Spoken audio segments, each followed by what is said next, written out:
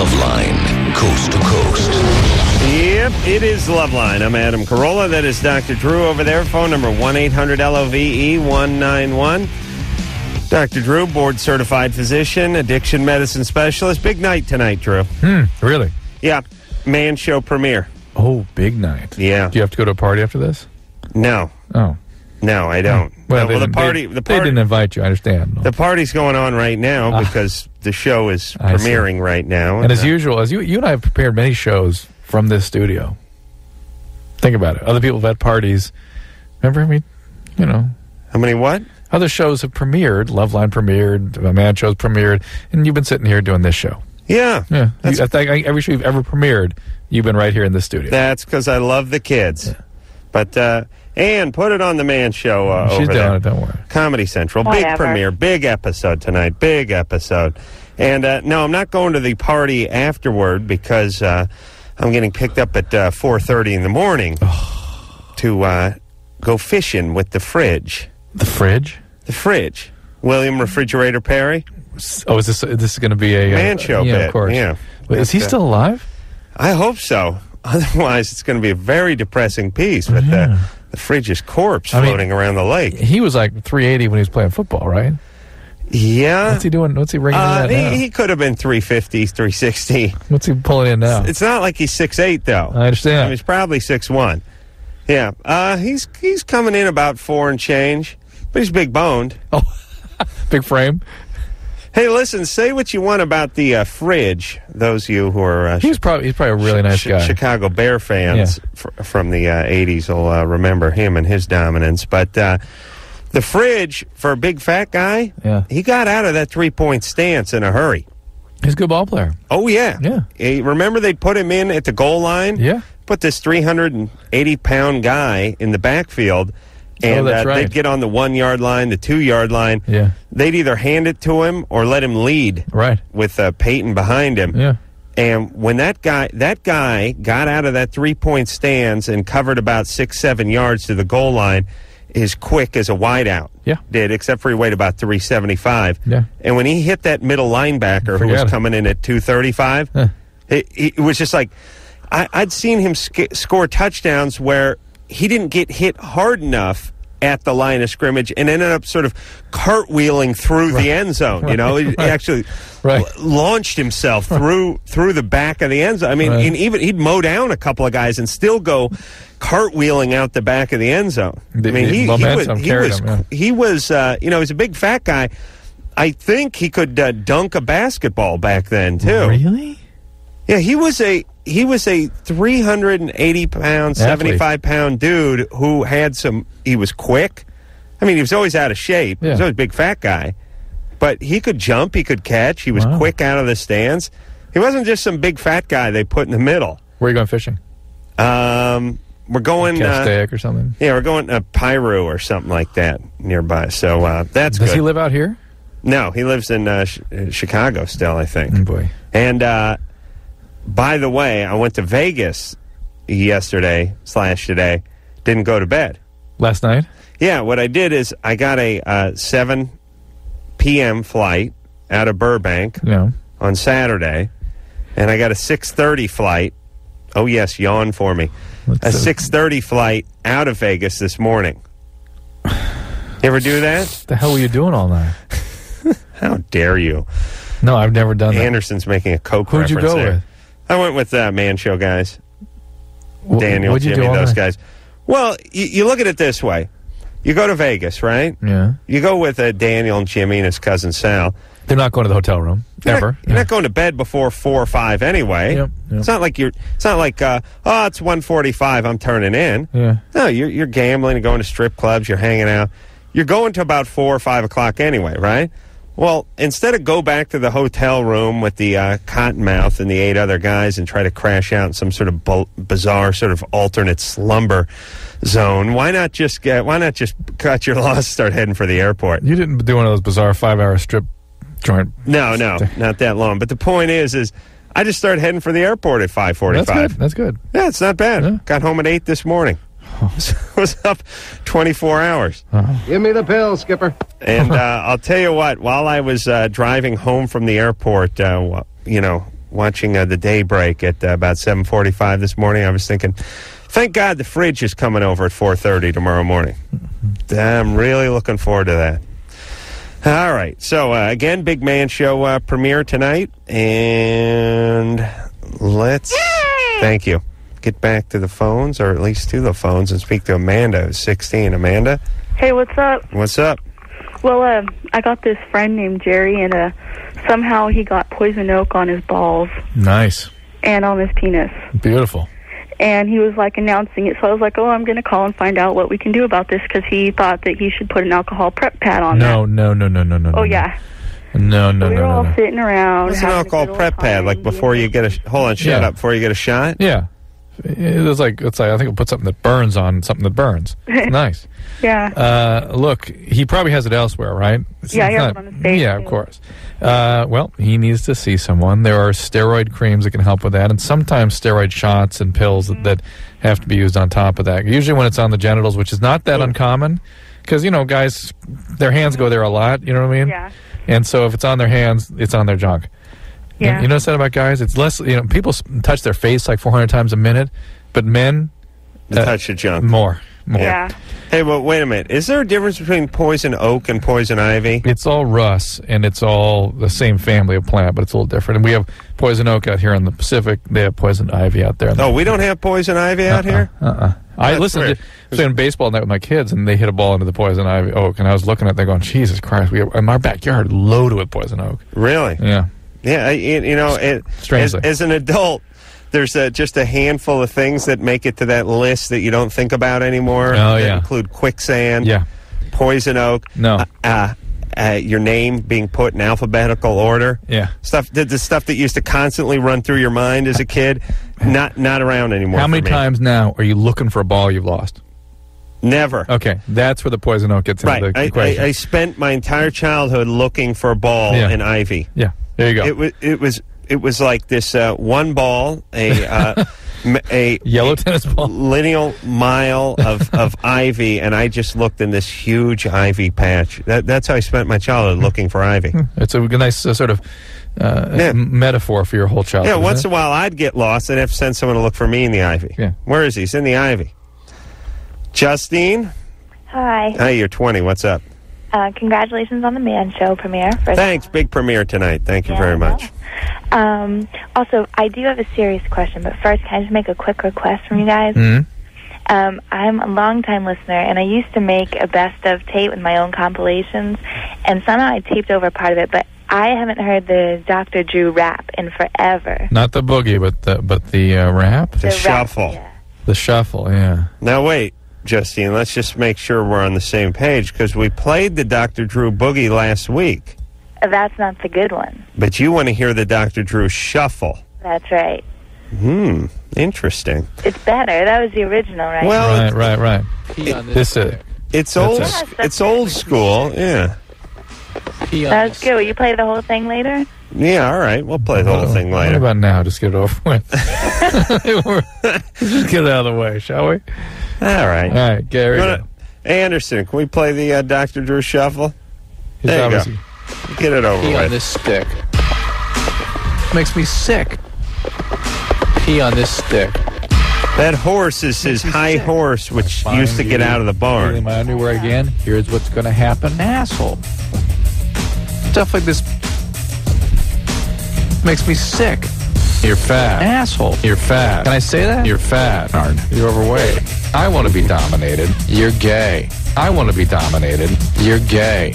When I was 19, I ate about 4 boiled peyote buttons and stayed up all night but felt no effect. It's called intimacy. Can I say that? This is not acceptable. Can I say that?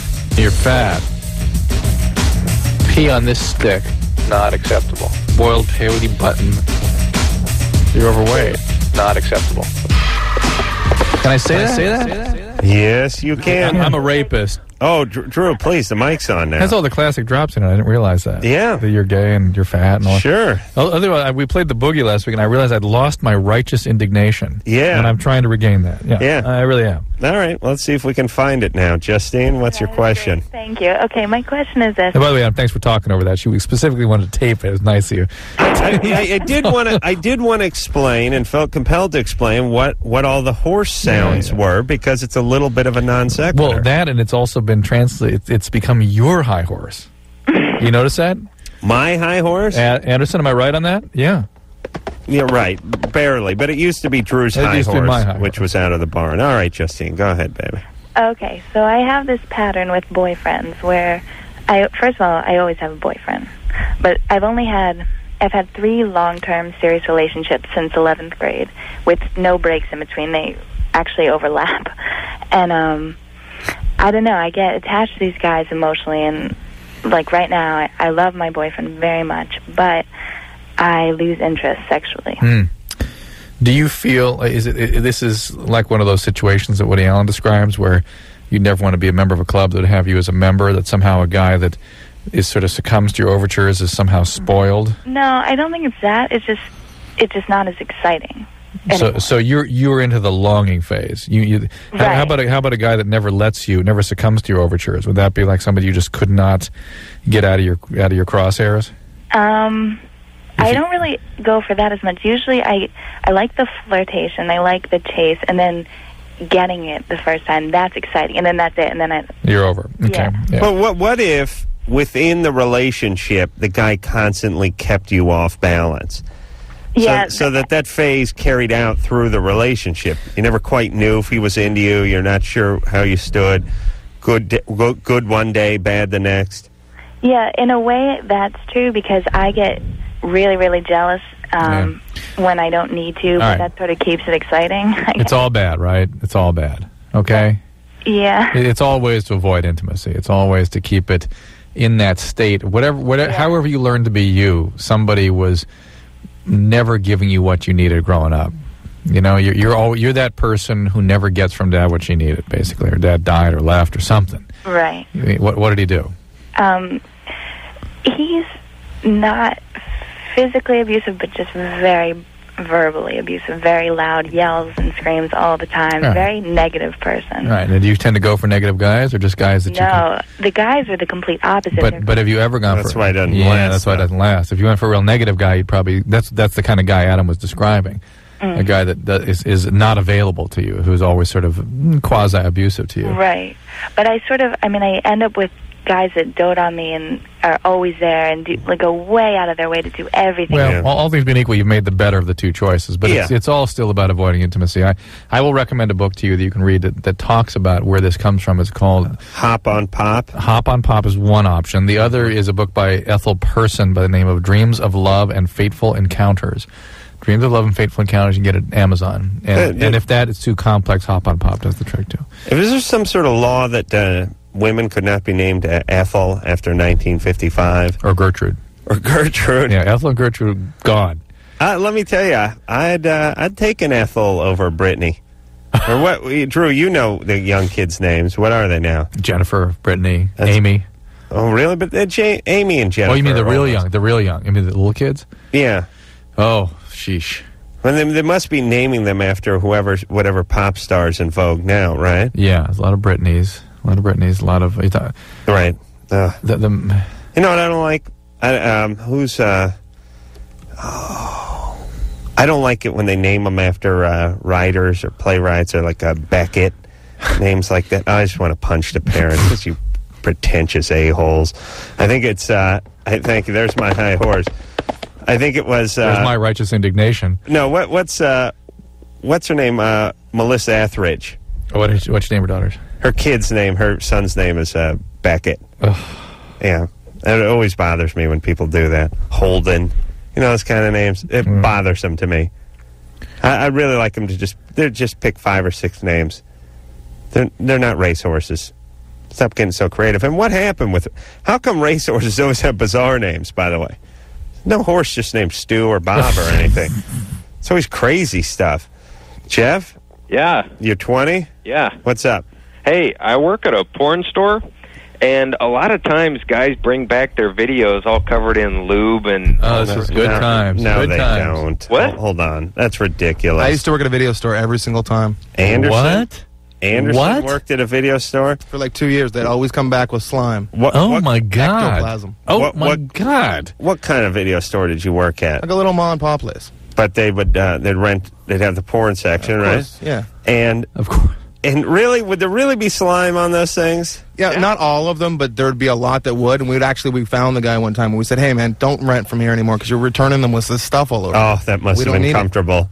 Did he look like Adam? He was a big fat guy. Oh. Jesus Christ. But most of the money those places make is in porn, as you know, Adam. Oh, yeah. How dare you? What would they do? Does he like transport them in the creases of his fat? Or was it was just he'd pop the thing out with lube still on his hand? He wouldn't realize. He'd give it to us in a little case, and we'd open the case, and there'd be like this stuff from Aliens. You remember that stuff?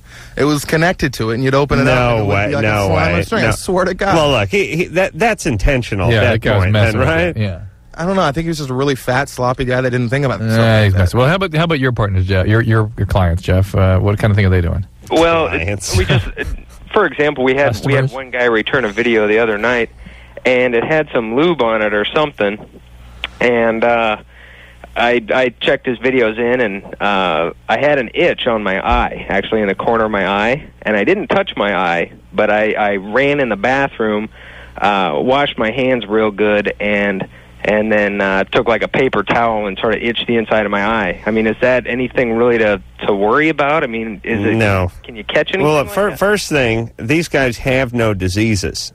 They're constantly at home beating off. They're not out catching things.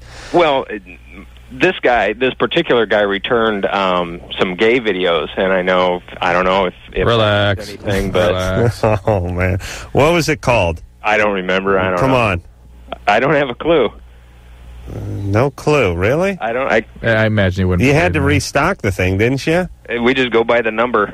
Oh, I see. There's numbers on all the videos. Right. Put it back in order. If this is a bogus call, very creative answer. No, yeah. No, he's right. We totally buy it. I buy it. No, smart. And but within the gay section, are there specialty sections? There's like the jailhouse leather gay, right? And then there's the little pretty 18-year-old gay stuff, and then there's the big burly black dudes, and there are sort of subsections. Right. They have like oral gay and cornhole gay. Yeah. Solo. Yeah. This guy's beating off. Yeah. I did some gay porn in the late 70s. Yeah, but never solo. Hey, you know, how ironic is it that you're just sitting there in front of a TV and there's a guy beating off and you're just beating off? Well, I mean, you might as well just get a mirror, throw away the TV set. Yeah, but you've watched women do that, right? In your little collection. I would not rent the movie that had exclusively that in it. It seemed like it was missing some elements. Right. You know, like a big budget movie with no score to it or something, or subtitles. You know, it'd be missing something for me. Jeff, you're fine. Hey, why don't you get some of that Carolla stuff? Yeah, the alcohol-based hand cleaner. Oh, yeah. All right. So there's really nothing to worry about then? Well, yes, wash your hands carefully. That's right. And don't put them up to mucosal surfaces like your eyes or your mouth, just like you did. You're fine. Hey, you know what's weird? If you put something in the VCR and you're beating off and you finish, you don't head right for the VCR, do you? I guess some people aren't just sort of grab it and put it back in the case or something. You know what I mean? Yeah, but then you go mop up and, you know, you do it the next morning. I don't know. Listen, right. You know how bizarre people are, right? Okay? Think about this. Think about our call. I can no longer rent porn now that people recognize me now. It's ruined. Oh, really? I can't do it. Hey, Adam, what do you... Hey, they know. The people know who I am now. It's humiliating. And it wasn't before. That's around talking about beating off all night on a radio show, but it's still embarrassing. I had a certain amount of anonymity. What could you rent that doesn't already exist in your bunker? Well, that's another good point. All right, hey, is the Man Show on over there? Are we doing it in a commercial? What do we got going here? It's on there? Yeah, you're standing next to Jimmy with a funny face. All right. What are we in a clinic? Where are we?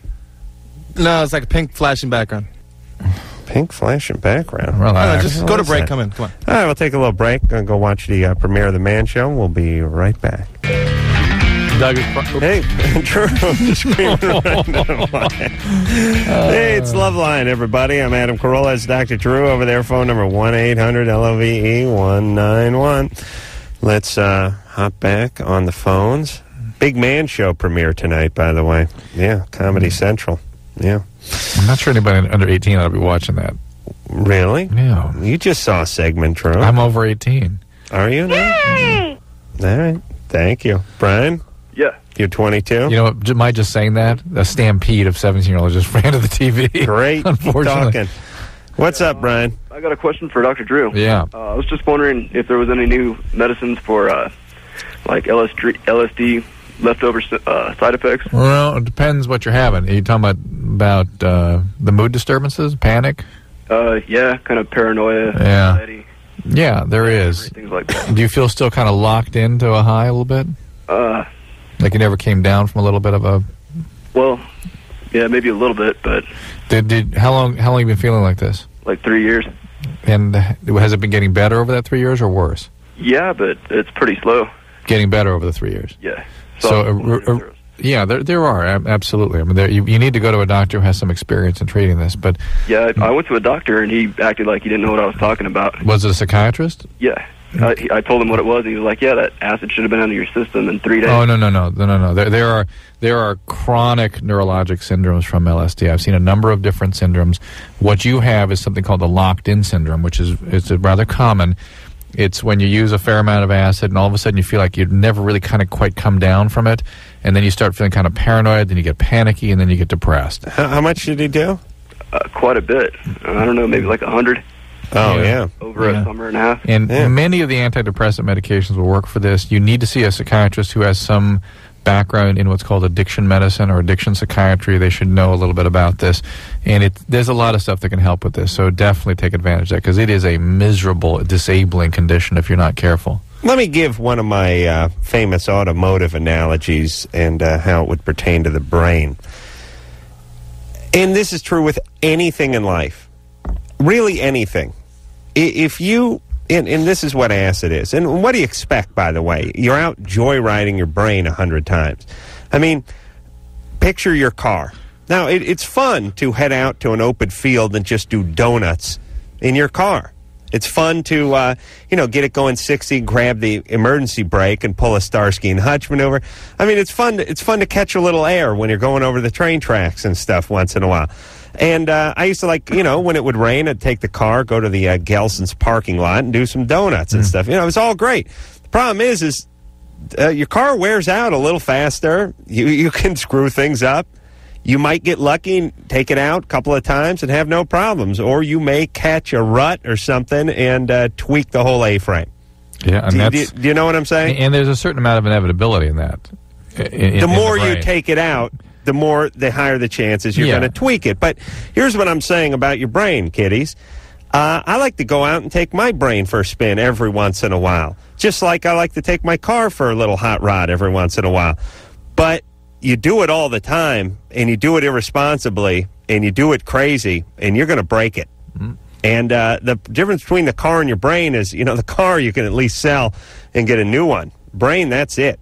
I mean, what he did with his brain was he took it out and did donuts in the mud with it 100 times, and now he's wondering why the thing pulls a little to the right. Yeah, people don't understand their brain is them. They don't understand that. It's like the brain is like some abstract organ that affects their sort of coordination or something. No, this is you. Your experience of self, reality, mood, everything you feel can be profoundly distorted.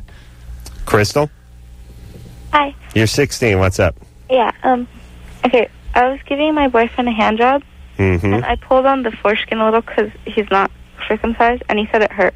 Yeah. And I didn't think anything of it, But then later, I was on three-way with my boyfriend and my friend Chris, and both Chris and my boyfriend aren't circumcised.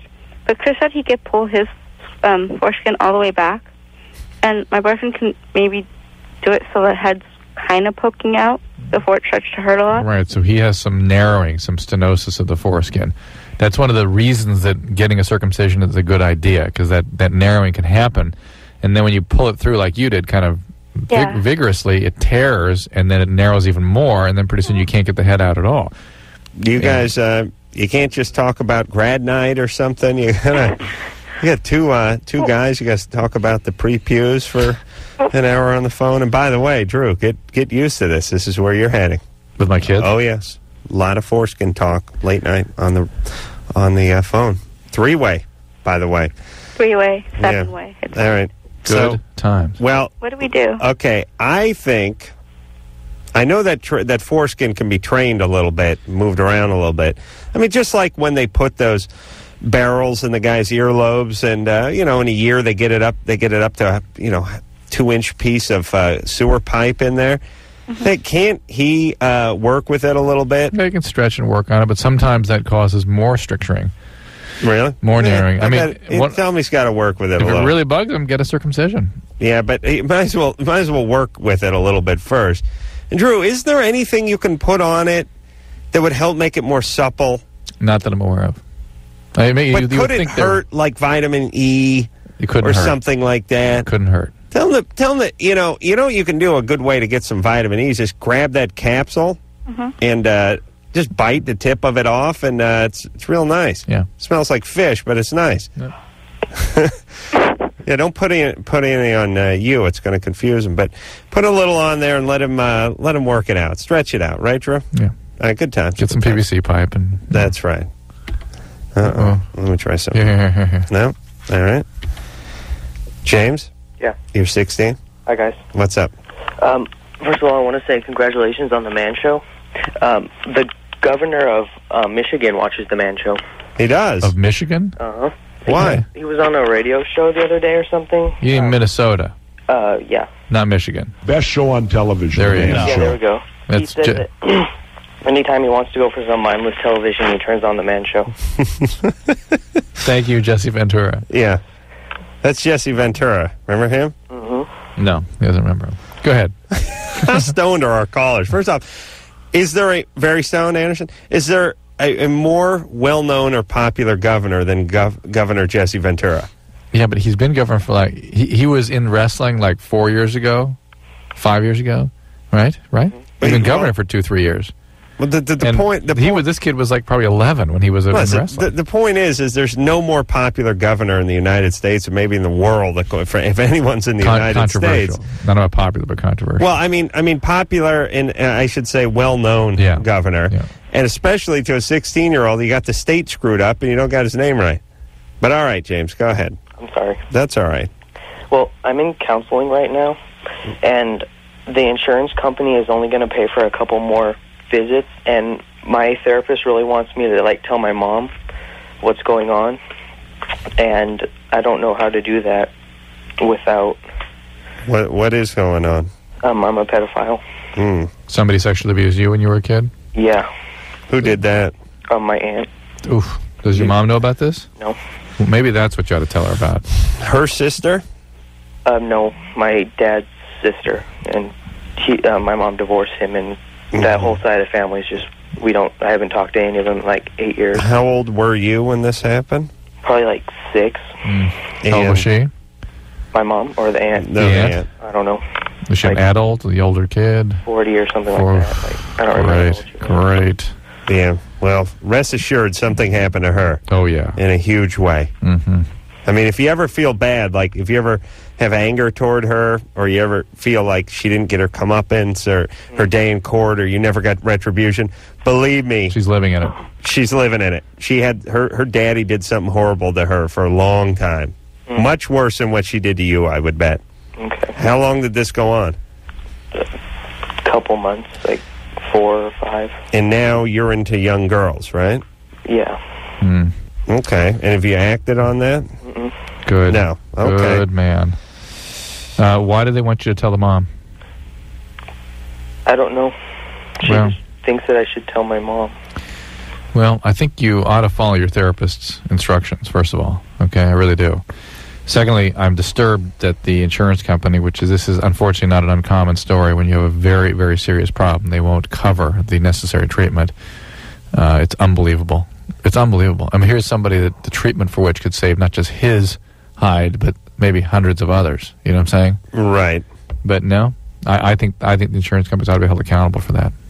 Well, and then meanwhile, the San Francisco wants some state to pay for the bus driver to get a sex change. Yeah. Strange, isn't it? No. Strange is not the word I'm thinking. Goddamn attorneys, right, Drew? Ruining the world. No. I just think the laws aren't in place to protect people, and more effed than strange. Right. You know what I'm saying? Mm-hmm. And so, James, I'm glad you're in treatment. For treatment to work, you got to follow directions. Follow directions. All right. Natalie? Mm-hmm. You're 17? Mm-hmm. What's up, princess? Not much. I've had an eye irritation for about 5 days now. And I don't think it's pink eye because I called a pharmacist and she said my symptoms weren't pink eye. And well, first of all, pink eye just means your eye's red. Yeah. That's all it means. Oh, I thought it was like... Pink eye can mean 100 different things. Okay. So, was your eye red? Yes. Oh, your eye was pink. There you go. Well, yeah, but there's many things that cause that. Yes. When you see kids at school with it. They're usually talking about conjunctivitis, but people are not, they don't know what they're seeing necessarily. Okay. So go ahead, what's the deal? Well, I thought it was maybe allergies, but at first I was using marine tears, and now I'm using this stuff called Nafcon A. Uh-huh. But it's starting to help, but I just didn't know if I was taking too much of it or if it's addictive or if... Not addictive, but... Or anything. Not addictive, but you need a diagnosis. You need somebody to look at this and find out what's going on. And you go to a doctor or something? Yeah. Both eyes affected? Yeah. Well, I thought it was just allergies. Listen, answer the questions. Both eyes affected? Yes. Equally? Well, it's mainly on my left one. It just really depends on the day. And is it crusted in the morning? Can't open your eyes, that kind of thing? It has been, but not in the past day or two. It could well be allergies, but you need a diagnosis. And there are steroid drops and things they can use that will make it get better much quicker. Nafcon is a good product, by the way. Who the hell knows their pharmacist at 17? I didn't know what a pharmacist was when first pharmacist I ever saw I was like 31. Yeah, pharmacists shouldn't be making diagnostic. Physicians shouldn't be making diagnosis over the phone. So it's like, interesting. Mike?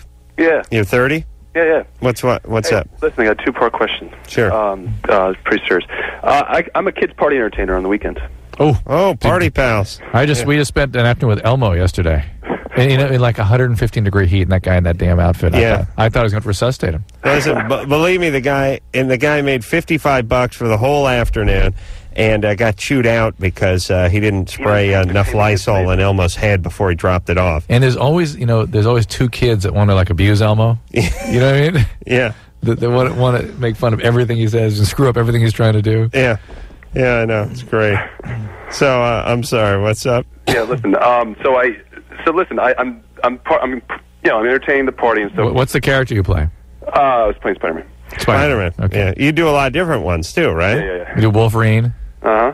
Yeah? Yeah, what do you call it? Oh, yeah, they keep changing. Yeah, see, I was still, with the Ninja Turtles and stuff. No, this is Wolverine and you have Spider-Man. to put your head on while you're driving down the street, though, right? No, it's all the stocking over his head. It's all the Marvel comic guys, right? No, I'm saying, though, when you're Elmo, you can't come traipsing up the walkway of the house with your head under your arm. Right. You got to put the goddamn smoking. You got to put the head on as you come down the sidewalk because the kids are going to. That's right. You park down the street and then you put your stupid head on and you walk down the street. You almost did this, didn't you? I was this close to being a party pal. All right. So anyway.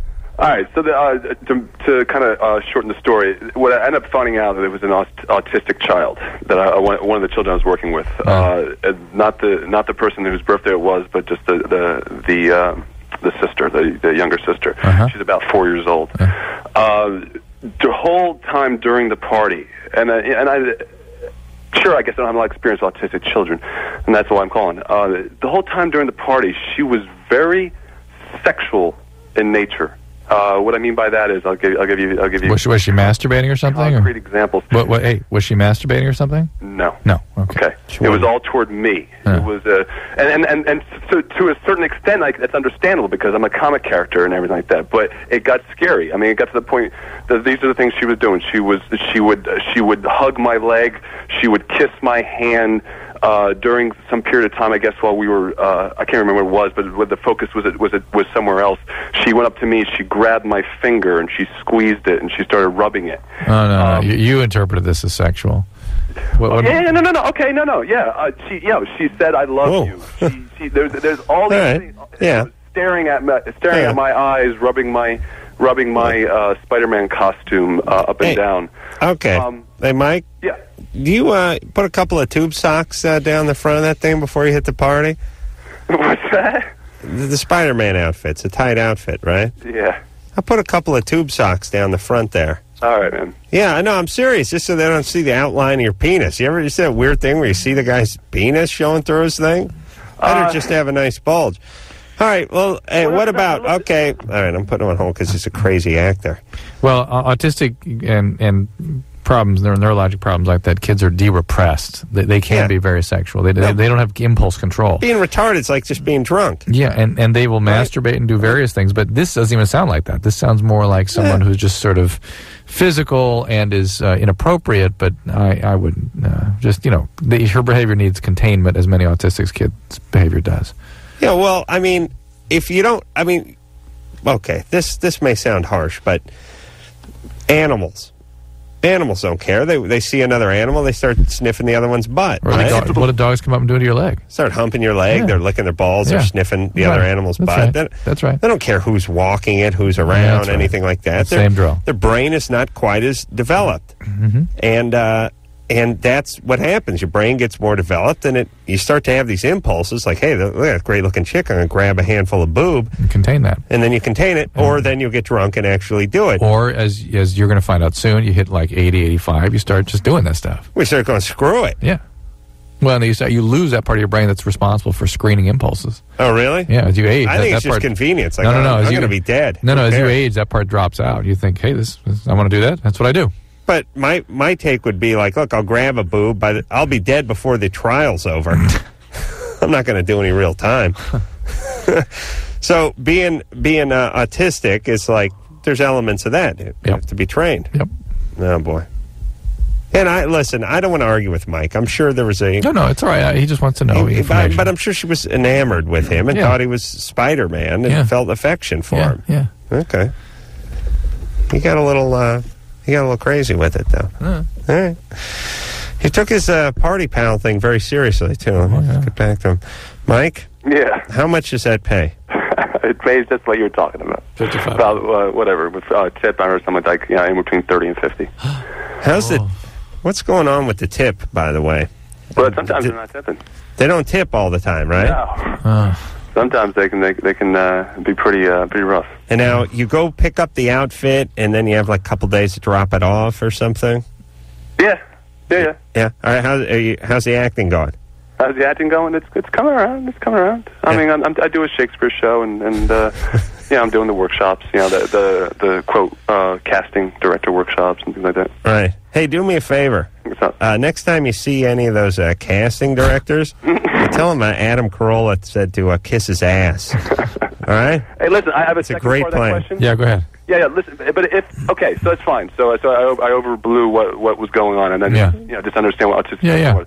But if there should happen to be a situation where I recognize, not that I would even have the authority to recognize, but it should have a sense that there's something up with the child that seems strange or seems like something that would be of sexual nature that someone else is messing with them. No, I think you have to see something explicit, and if you do, you call Child Protective Services. But to have a hunch, I don't think you're going to get very far with that. Well, you find out it's the uncle. You shoot a blast of web at him. You tie him to his chair, and then make him confess. You wait for Commissioner Gordon, Mayor somebody, who the editor at the newspaper. Didn't Spider-Man work at a newspaper too? He did. What a ripoff from Batman. Superman. Sorry, didn't anyone make a beef about that? I mean, isn't there some sort of copyright infringement or something there? Like, when that was originally pitched, I got this idea for this guy. He's a superhero. He works at a newspaper. How come no one raised their hand and went, "Hey, wait a minute"? We got one of those. Yeah, you can't do that. It's a ripoff. Look at the X Show. All right. Oh, look at the X Show. Well, good point, Anderson. Yeah, they came out first, so we managed to rip that off. Yeah, I'd like to look at the X Show, but not on. Funny how that works. Something unbelievable about that man format, but somehow it didn't work on the X show. Shocking. Yeah, shocking. Oh, well, we'll be back. Hey, everybody. It's the Loveline. I'm Adam Carolla. It's Dr. Drew over there. Phone number 1-800-LOVE-191. Look, let's talk to this guy who's got the blood in the semen here. Ready. It's been an hour. Guy's been on hold. Dustin? Hello? Hey, you're 16. Yeah, dude. What's happening, dude? What's up? What's up, Adam? Dude. What's up? Okay, I got a problem, man. All right, turn the... All right, forget it. Hello? Yes, you have blood in your semen? Yeah. Every time you masturbate? No, just like sometimes. How many times has this happened? Like 3 or 4. 3 or 4 times. Have you had anybody? Yeah, I know. He's got his radio jacked up. It's a pretty simple issue. More often than not, it's nothing, but a doctor does need to look at this just to be doubly sure. I'd be interested to know if there's any blood with the urine also, which is a different implication. Could be stones, could be infection, could be a little burst blood vessel, could be no big deal. Any blood with the urine? A little bit. All right, that's actually a more serious issue, so you need to see a doctor about that. Blood in the urine is actually more serious than blood in the semen. Yeah? Yep. I know in the semen, it just cuts to the core of all male men. Yeah, you think that's when you get the airlift, the helicopter out. However, the reality is blood in the urine is the more serious issue. Mm-hmm. Blood in the stool? Depends how old you are. It's a sign we look for cancer or precancerous changes. And more often than not in a young person, it's hemorrhoid. Melissa? Yes? You're 20? Yeah, I was just wondering, my boyfriend has what he claims is a pimple on his penis, like the top of the shaft closer to his lower abdomen. He said Would that be the top or the bottom? That'd be the top. The top. Near his abdomen? Yeah. Yeah. Be the base, wouldn't it? Well, no. She's talking... You mean the top surface? Yeah. Well, look, there's the bow and the stern. Yeah. And then there's the keel and the crow's nest of a ship. And he's talking about the she's talking about the crow's nest. Deck side, yeah. Yeah, she's talking about being topside. Yeah. Okay. Deck side at the keel. Actually, be a pimple after he popped. Hold on a second. You can't be deck side and at the keel. I'm sorry, deck side aft. Stern. Stern is right. Stern is right. Oh, it is? Yeah. Aft is the rear? Fore's it. Fore and aft, stern and... I thought the bow is the front of the ship. And what's the back? The back's the stern, right? Okay, and then stern. fore and aft is left and right, right? Oh, for Christ's sake. Starboard. And what's And fore what? and aft then? I thought aft was back. Starboard and... give me that. It's right there. It's right there. What? Dictionary. I know it troubles you to crack a dictionary, but... All right, let's get back to our caller, huh? Where'd she go? Where'd she go? You hung up? Oh, no, I didn't hang up on her. How dare you? Melissa? Yeah. Yeah, the top of the penis down toward the base. Yeah. Yeah. That can be a pimple, actually. So what happens after he breaks it? He popped it, and he said that some white stuff came out, kind of like pus, and it got bigger to actually an inch in diameter, but Nice. it's not red or anything. A centimeter. It's a centimeter now. Yeah. It's probably a carbuncle. It's probably like a zit, basically. Yeah. Why? Do you suspect he's been stepping out on you? I don't know. He did a long time ago, but he's been pretty faithful as far as I know lately, so I was just... That's quite an endorsement. Aft, near, toward, or in the stern of a ship or tail of an aircraft. Aft. Whatever. The back. Yeah. That's right here, the aft. All the airplane flying I do it. Yeah. Yeah. Now, what about... So the back. That's what you said. Oh, you said the aft. Yeah. But you said the fore is the front, the aft is the Back. rear, and that's Yeah. the same as the Yeah. bow and the stern. Yeah. Right. Okay. All right. Good. All right. Keep going. Melissa? Well, aft is more of a tail of an aircraft. That's what I was thinking, more in a ship. Yeah. All right. I don't know what we're talking about now. All All right. Listen, it's probably a zit. Okay, thank All right, good luck. Good times. He was cheating. She gave this great endorsement where, well, he cheated once, but I don't think he's cheated as much as he used to, as far as I know. So, it was She should just be concerned for her exposure to that, both in terms of her mental health and her physical health. Right. Angie, Hi. what's up? Well, I have a question for you guys. What do you think about, I'm in a relationship, and he constantly is questioning me. He's controlling, and I wanted to know if you think that's projection, or you think it could be insecurity. You mean you wondering if he's the cheater? If he's right. If he's projecting his guilt or whatever that might be. Well, it depends what kind of guy he is. Yeah. If he's an aggressive guy, he's cheating. If he's just an insecure guy, he's not. Either way, it's Which the is same it? thing. It's the same phenomenon. Yeah, but she though. wants to know whether he's cheating or not. All right. And I'm saying if this guy's wearing a gold chain, driving a sports car, and a little bit aggressive, he's cheating. Uh-huh. If not, he's just paranoid and insecure. But see, the thing is that... Which guy is he? Excuse me? Try it again. All right. Sorry, hello? Wait, we got a break. We got a break. Which guy is he? We got a break. See, that's what... Oh, you have to go to break? We'll be right back. Is he the aggressive guy, or is he the wimp? He is aggressive as far as business goes, but he's not flashy as far as gold chain, but he does have a Rolex. Yeah. We've been together a long time. We have a child. All right. Hold on. He's got a Rolex. I don't trust a Rolex guy. I'll get to the bottom of this guy when we come back. Yep, it is Loveline. I'm Adam Carolla. It's Dr. Drew over there. Phone number 1-800-LOVE-191. I know I've spoken about this before, Drew, but I'm really thinking, and I'd like all our listeners to join in, and you too possibly, into a class action lawsuit against the manufacturers of sweatpants and hip cargo-type pants. For? Well... You know these? I got a few pairs. I got a pair from that Adidas makes. Mm-hmm. They're these sort of all-terrain, all-pocket pants now. Yeah. They got the little drawstring at the bottom cuff, right, where the ankle is, and they're made out of this sort of. It's this sort of slippery material. Can get wet, and you can wear it dry or whatever. I don't know what it is, but the point is it's greasy. I mean, it's slippery. You don't know what I'm talking about? Slide out of your chair or something? Yeah, no, it's not like it's not like cotton pants. Yeah. It's made out of, the pants I'm talking about that everyone's wearing now? What's the suit about? You put a handful of keys, handful of change, some vitamins, a wallet, and a cell phone. Yeah, everything falls you out. jump in the back of a cab, get out, it's gone. Yeah. I left a bowel movement in a cab in Vegas. It slid out. This thing was so was so slippery. Oof. No, but also the pockets are like this deep and angled back. Pockets are at a bad angle. Yeah. Sometimes they have a little flap that goes over it, but it's just a little flap. It's no way to really seal it up. Yeah. And you hop into these. Now they're great when you're traveling. Like I said, I went to Vegas. I brought nothing, by the way. Something very very cool, very liberating about checking onto an airplane. And in Burbank, and the woman behind the counter says, "Have you had all articles and baggage within your sight?" And I said, "I don't have any. This is it." I wore the same shirt and the same pants there as I wore back this morning at 6:30 in the morning. But the point is the cell phone was in the back of the cab when I got out of the cab because everything just goes flying out of the pockets. And then I called it, and some woman answered. It was great, and it's always that movie woman, like a woman in her 50s.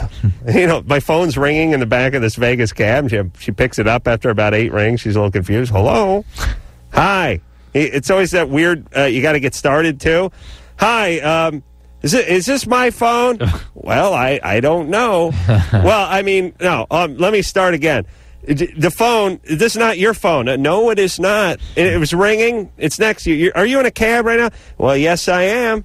Well, this is my phone. Oh, I see. I'm sorry. Oh, that's all right. Where are you heading? I'm going to a wedding. That wedding's not at the Mandalay Bay, is it? No, it's not. Oh. Give me the cabbie. No. No, you didn't say that? No, she was like, well, if you want, she was going to a hotel. I can take the hotel. I'll take it with me, the hotel, and drop it off at the concierge. That's smart. Yeah. That's good. Let's do that. That's nice. I never picked it up. It's still there. Still in Vegas. Call the hotel, they'll mail it to you. Yeah, I was thinking about that. Yeah. Well, who pays for the mailing? You. How do they know? COD, care on delivery. Really? Yeah. All right. I could go for that. I told her, listen, thanks. You want to make a phone call? Go ahead. I mean, just one. You know what I mean? Now I'm just thinking, how are you going to get that away from the concierge?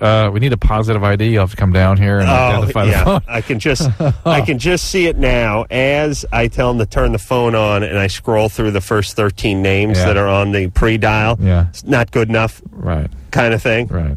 You know what I mean? Right, you might have seen this phone somewhere before. Right. Meanwhile, it's been there for 2 days and no one said anything. Right. Who else would know the phone is there? Yeah. However, they're going to have to dig it out of some pile of phones, probably. Oh, my God. All I'm saying is in the last couple years, 3-4 years, the sweatpants, the parachute pants, these all-terrain pants have been all the rage with the big baggy pockets. Everyone's got the cell phones and the pagers and what have you now. I bet lost wallets, lost cell phones, and lost keys are up 85%. I really do. They got to be spilling out all over the place. Every night I wear sweatpants to this show, and every night I stand up when we're done and I look down underneath me and collect my keys and whatever else spilled out onto the floor.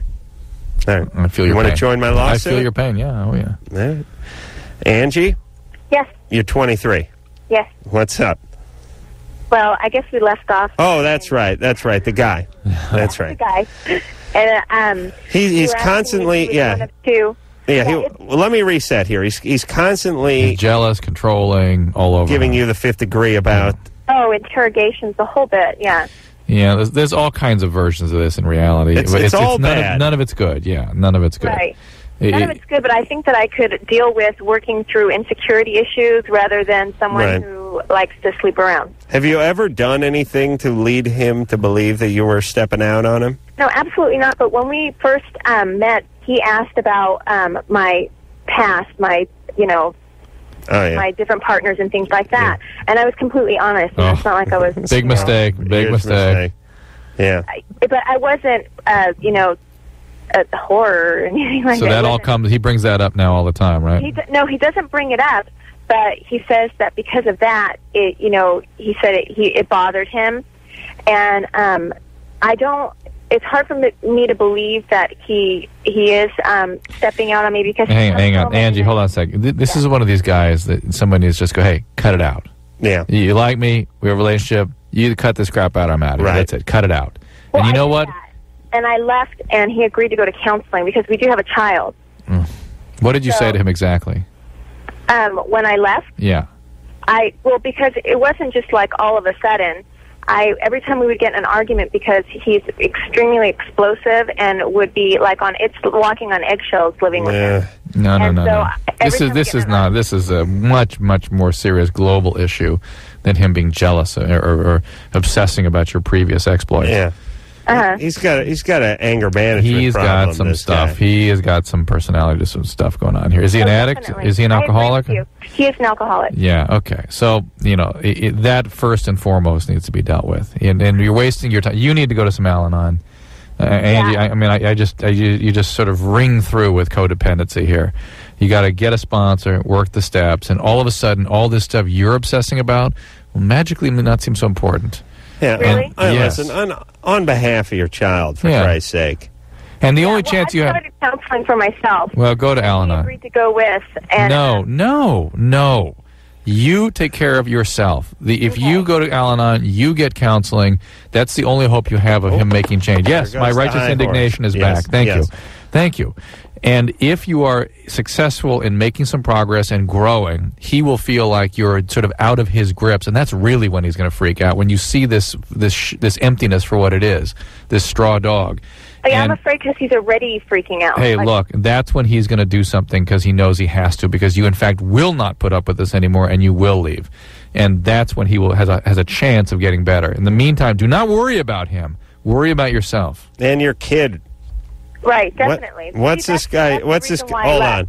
This guy in sales or real estate? Oh, how did you guess? You're so good. What is it? Both. He's in sales. He's the owner of his own company, and he's extremely aggressive, extremely competitive. Yeah. He makes a good living, but he's emotionally inept. I don't know what. I know. He's an alcoholic. Look, he's an alcoholic, and that needs to be dealt with. And you're a raging codependent, we call that, and you need to deal with that. That might wake him up. Yeah, and please, on behalf of the kid, and on my behalf, so I don't have to deal with the outcome of this kid who's a mess growing up. Oh, do I hate these salesmen. They all have something wrong with them. Listen, ladies, listen to me. If you start dating a guy and he's in some form of sales, run the other way. Oh, come on now. Run the other way. That's unfair. All dicks. They're really idiots. Listen, have you met a guy who's in sales that had an actual ounce of his own personality? Yes. No, you have not. Yes, I have. No, you've met a very good salesman who's led you to believe he's not a colossal prick. They're all just the worst guys in the world. Horrible personalities, lack of chameleon personalities. They're just they're horrible guys. The Rolex. Oh, they got a nice pinky ring and a Italian horn chain. Talking, kissing ass all the time. Just stay away from those guys. Salesmen, agents, attorneys. I'm going to print a list. Publicists. I'll print a list of guys to stay away from, ladies. The problem is because these guys all have the same BS gene, you're most attracted to these idiots. Because not only can they sell a car, they sell themselves. How about a woman that has those jobs? They're bad, too. Stay out of there. Not as bad as the guys. Same issue? Yeah, but because they don't have the testosterone mixed in with it and the sort of genetic aggressive hand, they're not quite as bad, but they're pieces of work too. You got from female agents, female publicists, female attorneys, female sales, they're all a mess. Stay out of there, everybody. Don't date those people. Punish them. They need to be punished. You don't get all agents and managers and attorneys and publicists and salesmen. They should just not get laid. Straighten them out. God. Smoke them out. Oh my God. They're a-holes, all of them. They do nothing. Relax. Please, Alan. look in the mirror, you people. Alan. Yes. Thank you. What's going on? Thanks for getting me on. Yeah, in the midst of that tirade. Go ahead. Your show. Yeah, what's up? I'm concerned about the structure of the cartilage in my nose from doing blow. Mm-hmm. The right nostril, I haven't been able to sniff through the right nostril very well for a long time now. Mm-hmm. And I'm wondering if it'll go back to where it was before. Well, it depends. What does coke do to that cartilage? Well, originally cocaine was designed as something that you can put on the surface of, say, the nose, and cause that area to be anesthetized. Right. Not only would it numb the area, but it would also constrict the blood vessels and control bleeding. Mm-hmm. And so it was sort of the perfect local anesthetic. You no bleeding, no feeling. And now when you sniff the cocaine into your nose, it still does the same thing in terms of constricting blood vessels, and it constricts them so profoundly that the blood gets cut off to the cartilage, and the cartilage just dissolves. And so you can get the septum between the two nostrils completely dissolves. Yeah, I've said it before, though. What do you need that for? And why not just have one big nostril? And you basically eat away parts of the sinuses. Right. It's a big mass. It's huge. What about speed? What's that do to your nose? It doesn't do that because it doesn't have those vasoconstrictive properties. It's caustic. It irritates the hell out of them, causes bleeding, but it doesn't cause that same problem. It causes sinusitis too. But does it regenerate? No. Not at all. No. Well, so if I can't breathe out of my right nostril, because it seems like it's caved into the right nostril. Well, my right nostril. Who knows what's going on? You don't know. You can, most of the time when somebody's doing a lot of blow, you look in there, you can't tell what's going on because there's all kinds of crap caked in there. Yeah. You need to see your nose and throat doctor and let them figure this out and try to treat it. Okay. The whole sinus could be completely occluded. It can be a big, big mess. Really? Yeah. I haven't done it in 7 months, so. Well, it might need some operative. I told you should have shot it or smoked it, Alan, but you wouldn't listen, would you? That's right. Guy. How long did you do coke? Off and on, maybe weekly for once or twice a week for a year. Yeah, that's it, huh? Yeah, nothing too habitual. And you're away from it now, huh? I'm away from it now. I haven't for 7 months, but I expected to go back to breathing, but I can't. It feels like I'm stuffed up all the time in the right nostril. It needs to be checked out. All right, ear, nose, and throat guy. Yep. And a lot of these guys have all seen coke damage by now, right? Yeah, of course. Yeah, so they're experts, right? And he actually, Alan, I don't believe he's an addict. I think he's just an abuser. Right. Yeah, I believe it. All right, let's speak to Johan, who's 16. Johan? Johan? Yeah. All right, what's up? Not much, Adam. All right, what's up? Are you depressed? Huh? Okay, I'm going to hang up on you in a second, all right? Oh, sorry. All right, start talking. Okay. Not much. I'm just kind of seriously whipped, that's all. Well, you're like so depressed, you're disconnected from reality here. What? See? All right, hang on, Johan. Okay. All right. Just let him stew a little longer, screwball. Anthony? Yeah. You're 25. What's up? Well, for probably about 9 months now, my semen's been getting thicker when I ejaculate. Mm-hmm. And I'm wondering if that's a sign of a STD or... No, it's nothing. It's nothing? Nothing. Means probably means you're masturbating less. What's that? Are you masturbating less than you were a month ago? No, probably more. More. Are you on medication? No, none. Don't do any steroids or anything like that? No, I did drugs for a while. What drugs? Pretty much everything. Ecstasy, speed, GHB, K. Wow. GHB. Interesting. What about fluid in general and being hydrated? That kind of thing. That could help. I'm sorry? You have no history of steroid use, though, huh? No. Okay. Well, when you were using drugs, you may not have been producing as much semen. I mean, your body is disturbed by all that. Well, when I was doing drugs, it was fine, and then after I went off, after I stopped, I haven't done drugs in a while. No, what I'm saying is it wasn't fine then. Now it's fine. This is now your normal state. Before was in the altered state. Oh, really? Look, it's better this way because you can flick it off your belly before you step into the shower. Doesn't look too attractive. That's just.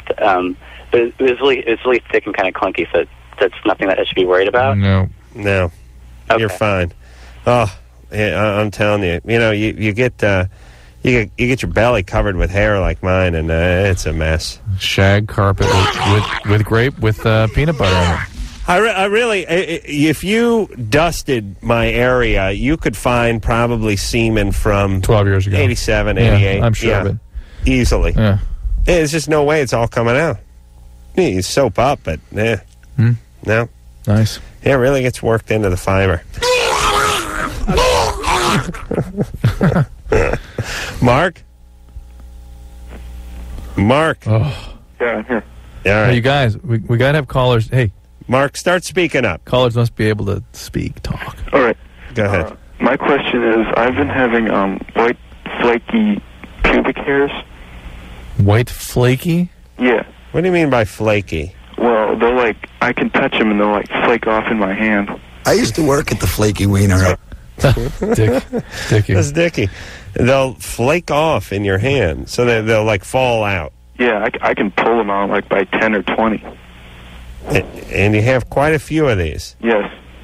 And the skin's normal from which they're coming out of? Yeah.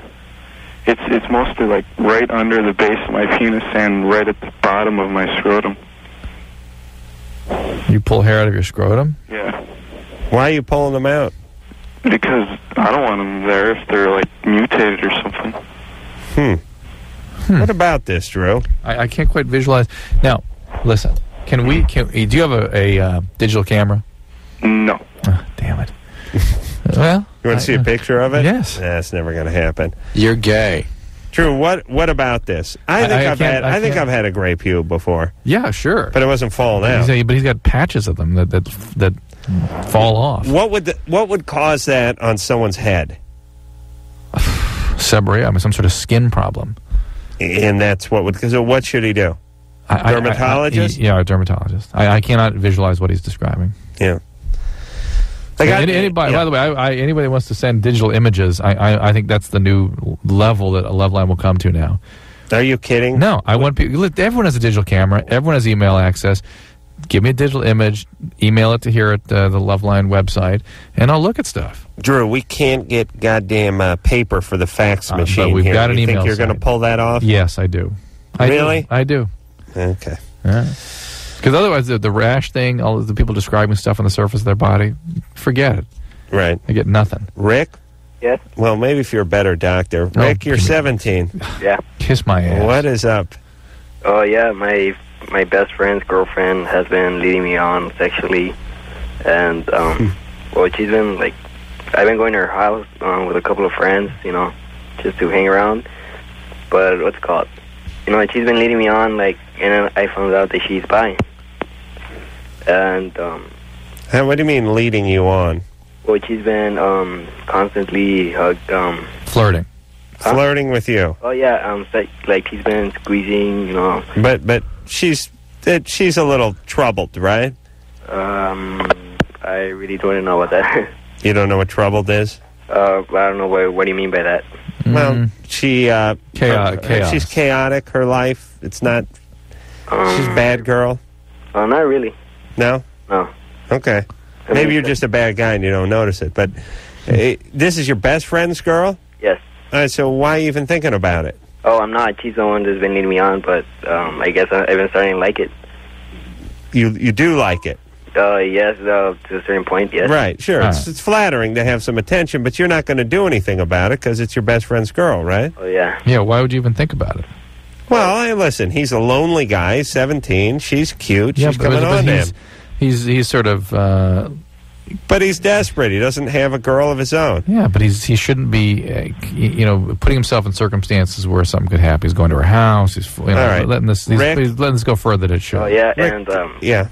Like, when we've been there, like, without my friend, other people have been around. She's been, constantly asking if we want to have orgies or, Yeah, okay, stay away. Stay away, unless you want to lose your friend. Like, the most people, like... Hey, cut it out. Just stay away. You're going to lose your friend. And she's chaos. She's trouble. And he's going to learn soon enough what she's about, and you don't want to be a part of that. You want him blaming you for how she is. You tell your friend to wear a condom, too. You don't want to get this one pregnant. Or get anything from her.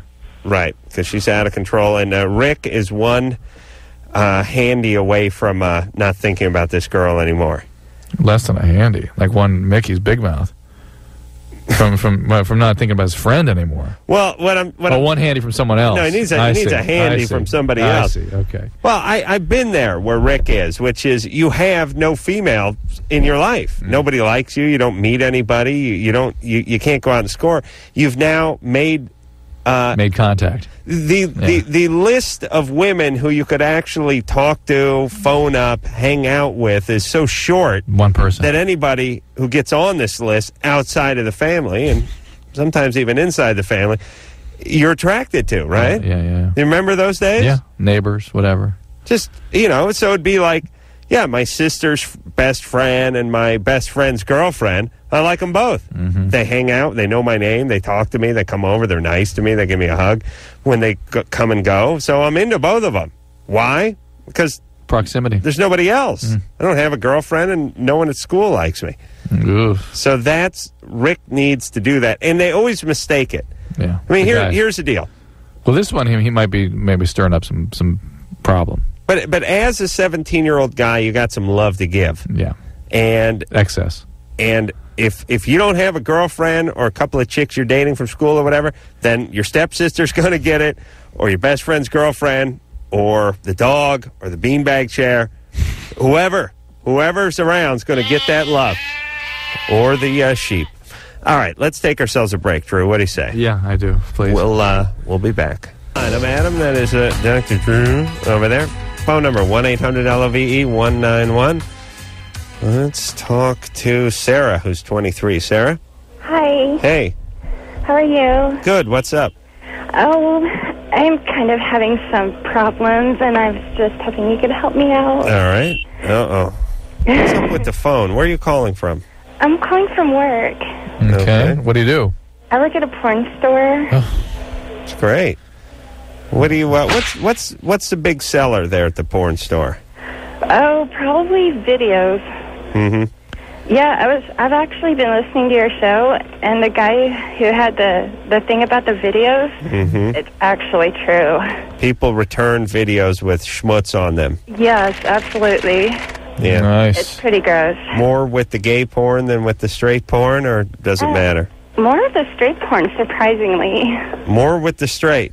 Yeah. I'm not surprised. The gays are a little more fastidious and tend to clean things a little better, right? Yeah, they're more prissy, actually. Nice. They're prissier. Really? All right. All right. What's your question, Sarah? Okay, I just got into a relationship with a guy. He's 2 years younger than me, and he hadn't had sex in 4 years until I came along. And we finally started to have sex, and everything's going really good, and he's got an erection and everything. Oh, and everything. Great. But there's a You really struck gold with this 19-year-old. And everything. Erection and everything. There's a problem, though. Every time we try to put the condom on, he can't sustain his erection. He just goes limp. Falls off, huh? He needs to train, Adam. Yes. How old is he? 21. 22. 22. He's 22. 23. Mm-hmm. Didn't have sex for 4 years. Didn't have sex for 4 years. So he lost his virginity and then had a long dry spell? Yeah, something like that. I think the girl before me kind of ruined him. Right. So his erection is fine, everything looks great, and then he puts the condom on, and as he's putting it on, he has a little too much time to think, and he freaks, right? Yeah. Okay, here's what you need to do. You have access to a lot of condoms where you work, right? Yeah. Why don't you take home a handful of those, throw it to him, tell him to practice beating off, and then stopping and putting the condom on in the middle of it, and then finishing himself off with the condom on. Okay. Oh, yeah. That's how I masturbate on airplanes, by the way. Oh, really? Yes. No muss? Yeah, no muss, right. No fuss, right. Interesting. I don't want to excuse myself to the bathroom. I'm in first class. Oh, you just stay right there in the chair. Well, I feel like, hey, $4,200 in New York? Sure, I could beat something off right here. Sure. All right, but the point is, I don't want to make a mess. I got to get off the plane. I'm on the run. And you don't want to lose that erection. I'm wearing my best sweatpants. Yeah. Right. All right, so Sarah, do that and tell them to start getting used to that. It'll work. Oh. Did you hear my advice? Yeah. I mean, when he goes limp, I've given him fellatio. Sure. And he goes erect again, but then I'll try to put the condom on again, and he still goes limp. She's not listening to you. She's not listening. No, I think, let me get her to... Sarah? Yeah. So just tell him what I told you to do, which is what? To beat off. No. To beat off. Nobody's listening. Sarah? Yes. First, you're 23. You're working at a porn store. What went wrong? What happened, baby? Oh, I needed a job. I see. All right. Yeah. But part of being stupid is not only doing stupid things, but it's ignoring advice from people who aren't stupid, like myself. You see what I'm saying, Sarah? Yeah. Now I told you what to do. And you didn't hear any of it. You didn't hear any of it, did you? I did. Well, what should you do then? Just hand him a thing full of condoms and just kind of hope for the best. Okay. Wow. Wow. How could she have gotten that from what you said? Hey, Drew. That's incredible. Look. That is incredible to me. Drew, I say this every week, and I know it doesn't win me any fans, but some people are stupid. Listen, you know how some people are smart? Yeah. We all understand that concept. Let's just focus on... forget about stupid and smart. You know some guys are good athletes? Right.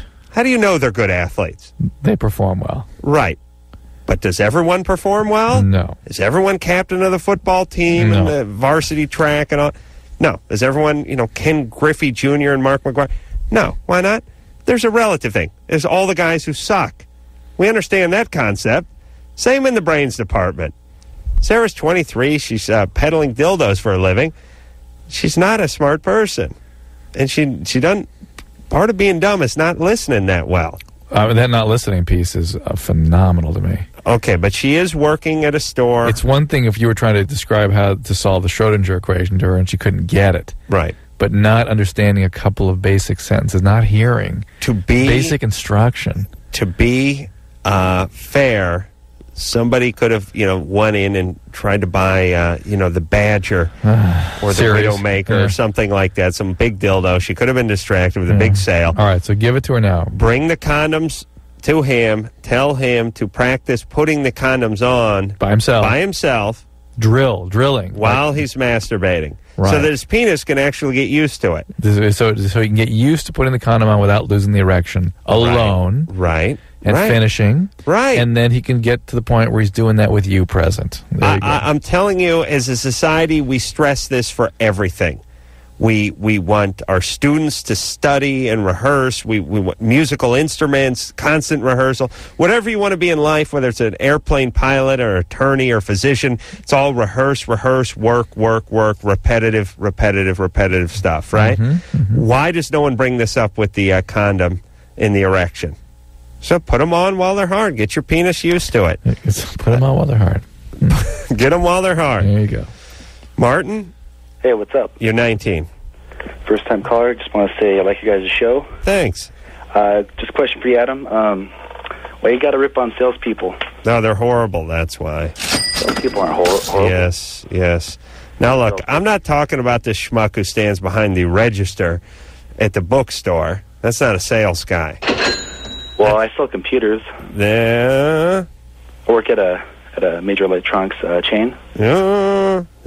It's not like I'm selling cars, you know. Yeah, I know. You guys are pretty bad. You guys are bad. You guys are the guys who push the warranty. No, we just offer it. You offer it. No, you push that warranty pretty good, right? No, just offered. If customer says no, then no big deal. All right. Well, and you're not going to last in this business. What about the community college? No. Oh yeah, community college and sales. That's 2 strikes right there. That's horrible. But look, if you're using the community college to try to get out of sales, I'll accept it. Oh, really? Yes. Oh, wow. Temporarily. Temporarily. For community college. And I got to tell you this. When I'm in charge of the junior college program in the United States, I will clean house every 3 years. No one's allowed to stay longer than 3 years. That's right. I will walk up and down the corridors and go, look, old timer, I saw you playing hacky sack when you were 15 in these halls. Now I see you in here with your kids driving a minivan. Get the hell out of here. Clear out. That's what I'm going to do. Clear out. You got 3 years to get a 2-year education. That's fine. That's like having 6 years to get a 4-year. Am I right? You're right. And so you figure Martin's not a salesman. All right. Not anyway, hard, right? Right. You figure Martin's not a true salesman. I don't know. I don't know. Salespeople, lie through their teeth like everybody thinks. Some people are there. Some people just come in and know what they want. They want to buy it. We just ring it up. All right. But again, I would argue that is not really a salesman. It's a sort of sales clerk. But then also there's the people that don't know what they want. We got to spend an hour, help them out, find what they need. Also, too, there's somebody that... All right, Martin, you make a very compelling yet boring case. Let me amend what I was saying. When I was talking about sales, guys who sell stuff, I'm not talking about the 19-year-old who works at the Good Guys, who stands by the Yamaha cassette players and the VCR and just stands there and basically points stuff out. No commission and no nothing. It's like saying it's like if I'm working for Greenpeace and I'm some vegan and I got a problem with the kid who works at McDonald's. Right. That's not who he's just working there. He's trying to make his nut so he can go on to something else. That's not what I'm talking about. I'm talking about the career guy. Talking about professional salesman. The guy's been selling cars for 25 years. That guy. You know the guy I'm talking about. Not the 19-year-old who stands around the computer. And by the way, if they could get rid of you guys, they would. And they're this close to doing it. So I mean, that's not really a salesman. You're not cut in for a taste. Right. All right. Anyway, he makes a horrible point because he has nothing. He's not who I was talking about. All right, let's talk to Gigi. Hey, what's going on? And couldn't have been a salesman because of his boring affect. He had no personality. Go ahead, Gigi. Hi, Adam. I think your wit is absolutely genuine. You're like a Simpsons character. But anyway, whoa! I just want to know about like sex addiction because last week, Drew, you told the rest of the world that 75% of addicts recovering or out there using are sex addicts. So I want to know a brief, vague description of what it is because I want to know. A brief, vague description? Yeah. That... For a recovering person. Well, a recovering person who's still engaging in destructive relationships is not in recovery. Okay. That somebody who's recovery has got a problem with it. Okay. And that may or may not be sexual addiction, but I guarantee you that person is not following the input of their sponsor or their peers. Right. Because I'm sure the peers, anyone that is not following direction is not in a good recovery. Period. If somebody's out there, their sponsor says, hey, that guy, do not get involved in a relationship for 1 year, and you go out and do it anyway, that's a relapse. You may not be using drugs yet, but it's just a matter of time before you will be. That's the nature of recovery. I see that, but And whether if they're compulsive and they're having multiple sexual partners, and they're really going after the reward activation just as they would be with a drug, and if they have a biology of addiction, if they've been particularly they have evidence of addiction to other chemicals, and now you sprinkle in some sort of abuse, physical or sexual abuse, you get a sex addict. That's where that's sort of the recipe for that. Because Anderson just thought I was naive, but yeah. My sister exhibits all those signs. So. All right, but the most important thing here, though, is she's supposed to be in recovery? Well, she is in recovery. No, she isn't, because she's not following the direction of her sponsor. No, I don't see that, because, if it's a separate issue, but it's still an issue. But is she following the direction of her sponsor? Yeah. Well, I don't know, but this is like she lies and she... All right, that's not recovery. Right. That is not recovery. Lying is not recovery. It's an honest program of recovery. You're as sick as your secrets and your lies. That's it. That's not recovery. That's somebody who's struggling with their disease, but not in recovery. Hey, Gigi. Yeah? You're 17? Uh-huh. How old's your sister? 32. Yeah, why don't you cut her loose? Cut her? No, I'm not. I just want to know what is wrong with her, so I don't have She's an addict. She's an addict, but why don't you... I understand you worrying about her. She's an addict. No, she's a sex addict, and it's like anywhere I go with her, she's, wanting to screw someone, so it's like... I need to learn how to deal with that. You need to go to Al-Anon.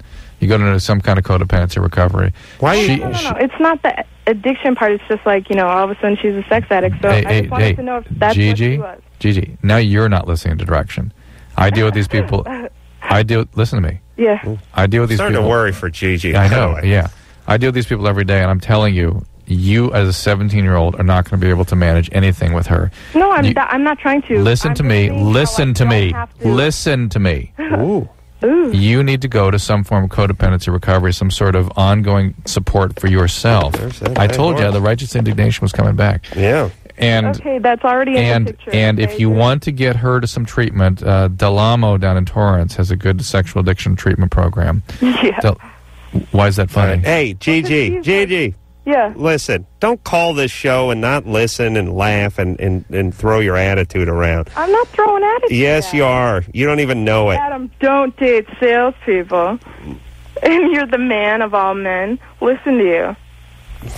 Hey, Screwball. Hey, Screwball. Have fun with your sister, would you? Adam. Have a good time, idiot.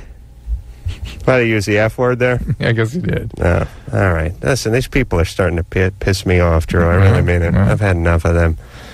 I know. Listen, I feel sorry for Gigi because wherever her sister came from, she came from too. Yeah. That too. And I know she feels like she's got to take care of her sister, but she's 17. Her sister's 32. Let her... steer her to some help and then go do her own thing. Well, but Gigi's angry. The two different pieces of advice that were specific, she becomes hostile and laughs at. Right. You go to Blunt, you get her to Del Amo. Right. Oh, what the hell else is she going to do? Oh, look. As I've said many a time, I would like to help everybody, and there are people who are calling the show who want help, and then there are those who don't. And my thing is if you don't call. That's fine. I wish you the best of luck. Just don't call the show. By the way, if things were easy and simple, you'd already do it yourself. And if it wasn't difficult and hard and confusing, you wouldn't need direction. Right. All right. We'll take a break. I'll see if I can say the F word again. I like that. We'll be back. Loveline, everybody. I'm Adam Carolla. It's Dr. Drew over there. Going to get back to the phones, solve some problems. Let me tell you a little something happened to me today, Drew. What? Yeah. This is in Vegas, or? Well, I took as I said at the top of the show, I flew out to Vegas last night about 7:30 in the evening, and then I flew home this morning at 6:30 in the morning. Just stayed up all night. Basically stayed up 24 hours. I had a good time. Had how dare you, Anderson? Had the guy in the flew Southwest. Of course. So, it's no assigned seating. Right. Traveling with two buddies, so there's three of us. Right. The plane's about 85% full each time, which is good. It's usually 110% full. Right. And each time got onto the plane, happened going to Vegas and coming back. One time was a lady, looked like she was in her mid-40s. She was just alone in an aisle of three. Now, I'm not exaggerating at all, had not sat down. was walking in front of me down the aisle, got to a vacant aisle of 3 things, stopped, started to step into the aisle, had not sat down, and I said, excuse me, miss, there's an open chair on the other side of the aisle. There wasn't even a guy there. It was just an open chair. I said, I have my 2 buddies. There's 3 of us here. Would you mind taking this seat so we can sit together? And she did one of those things that I can't stand, which is she gave me the like that thing. Like, I don't mind the guy who says no. Yeah. And I don't mind the guy who says, sure, buddy. It's the I'll let you do it, but I'm going to let you know that this is really some pain, and I have some drama I got to live out with you that's meant for other people, but you're going to get some too. You feel like just saying, hey. No, you know what I say to those people all the time, and they always, I think they get embarrassed by it. I say to them, especially if they're smaller than I am, I say, hey, is it a problem? No problem. And I'll stop them again. I'll go, hey, listen, if it's a problem, just tell me. Tell me what the problem is. No, forget it. Have your seat. Yeah. It's that thing. It's like, I've once again been victimized. That's basically their cry. Yeah. Meanwhile, no different than sitting in an aisle between 2 people you don't know, or sitting in a chair between 2 people you don't know, and sitting on the other side of the aisle between 2 people you don't know. She was traveling alone on a, crowded plane to Vegas for 45 minutes. But no. And flying back, exact same thing. Same scenario. Got on the plane. Female or male? Male. It's usually the middle-aged chick fit the criteria for this. This is a semi-younger guy like early 20s, just look like a regular guy. Same thing. Sir, you hadn't sat down yet. Had not sat down. I said, do you mind, before you sit down, can we take these? I got 3 of it. But that's what it was. People come back from Vegas, as most of them are hungover and are on speed or something. You know what I mean? I'll give them coming back. But 2 of those. And listen, folks, I understand you got your problems. Keep them to yourself, please. Or don't do it. Don't do what? Chicken ass. Don't move. Just go, no, I'm going to be an a-hole and sit here. But don't give somehow, what do I got to do? Send you over some flowers? I really feel crushed. Then I had another great thing. Uh-oh. I PO'd the flight attendant at Southwest because they're not real friendly. I mean, they're okay friendly, but let's face it, they're running it's really the train to Krakow over there is what that is. It's not a flight. Right. And I understand this, everybody, because here's the deal. It used to be only a certain percentage of people could fly. Right. And that's because it was expensive, and only the top 10% of the country, of the nation, could fly. This is many years ago. Now you can fly. You can hop on a Priceline on your computer and get a round trip ticket to Chicago for $189, and you're wondering why the guy sitting behind you is wearing the cutoff sweatpants and scratching his crotch the whole time. And has bad BO. Right. Because now everyone can do it. And this is what happens. Right. Now, I'm fine with that concept. But now, because of this, the flight attendants have an ass full of this. Yes. We're dealing with guys wearing like ascots and bow ties and wearing a blazer to go fly 25 years ago. And now they got the guy with the cut off sweatpants and the King's jersey who's scratching himself. So they have no time for anything. So we're sitting there, and the flight attendant from Southwest said, what do you guys want something to drink? They're in a big hurry all the time. So I said, yeah, give me a Miller Lite. My other buddy said, yeah, give me a Coors Light. And my other buddy said, give me a Coke. And we said, no, give him a Coke, give him a beer. And he went like, yeah. And right in the middle of that, she jumped in and said, it's a pretty crowded flight. Let's go, basically. So he said, okay, give me a beer. So she said, okay, Miller Lite, Amstel Light, and she flubbed the word. And I said, look, it's a crowded flight. We don't have time for you to stammer. Let's go. Oh, no. PO'd. That was it. Guess who got it? Wonderful stories. Guess who got what? Guess who got his beer 20 minutes after the other 2 guys got the beer, and then they had to collect it after I took one sip off it. It's a little payback time. But come on. You bust balls. You got to get your balls busted, right? Yeah, that's right. Sean? Hello? You're 24? Yeah. What's up? All right, I talk too much. Now we got a problem. You got 1 minute. Go ahead. You got chlamydia? Yeah, well, I'm in the military, and I went to Thailand and got mixed up with a woman of the night there. Nice. And you didn't wear a condom? I did, but I woke up the next morning and she was playing with it. Playing with the condom? No. Penis. Yeah, but and so I started getting symptoms about a week later. Felt like somebody kicked me down there really about as hard as they could. Yeah. And my eyes got very swollen, and I got, you know, strep throat and all this other stuff, and they sent me to a doctor there, and he thought that I had it and gave me medications, and none of the medications seemed to work. Thought you had chlamydia. Yeah, and so now I still keep, to this day, like about once a month my eyes get swollen and infected, and I get that pain down there over and over. Oh, how interesting.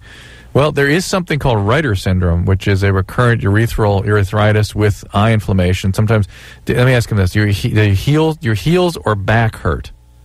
Does my back hurt? Or your heels? Ankles? No, not really. But there is something called Reiter syndrome. You might want to talk to a doctor about that, R-E-I-T-E-R''S. And sometimes it's kicked off by something like chlamydia, so you got to check that out. We'll be back. Well, there you have another fabulous Loveline episode, safely in the ground. We'll take a little 22-hour break, and then we'll be back with more of the show. Anybody tomorrow night? No. Oh, my God. Just more airplane stories. So until next time, this is Adam Carolla for Dr. Drew saying mahalo. I don't have a girlfriend, and no one at school likes me. This has been Loveline. The opinions expressed on this show are not necessarily those of the staff, management, sponsors, or this